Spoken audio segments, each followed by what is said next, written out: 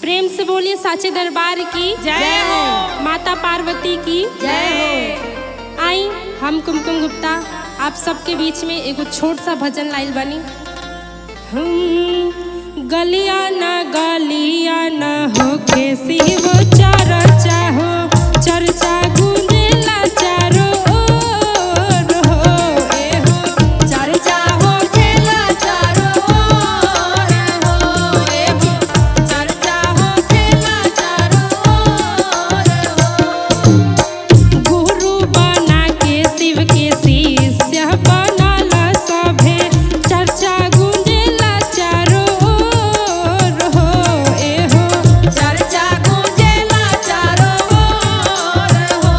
ए हो चर्चा गूंजेला चारों ओर हो। सुनिए पार्वती जी सुनिए महादेव, लगतानी हम राहुर गोड़ हो। ए हो लगतानी हम राहुर गोर हो। ए हो लगतानी हम राहुर गोर हो।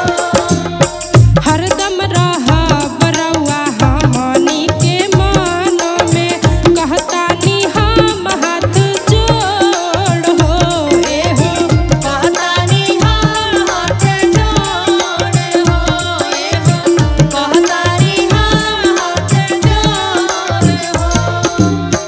गलिया न होके शिव चर्चा हो, चर्चा गूंजेला चारों ओर हो।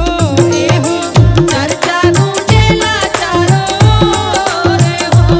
ए हो चर्चा गूंजेला चारों ओर हो।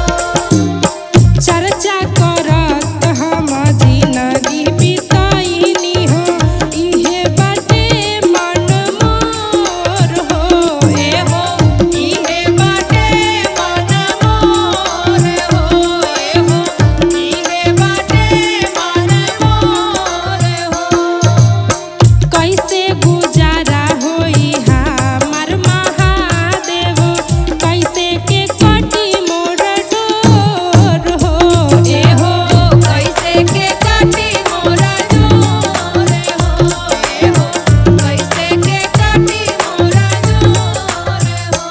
ए हो गलिया न होके शिव चर्चा हो, चर्चा गूंजेला चारों ओर हो। ए हो चर्चा होखेला चारों ओर हो।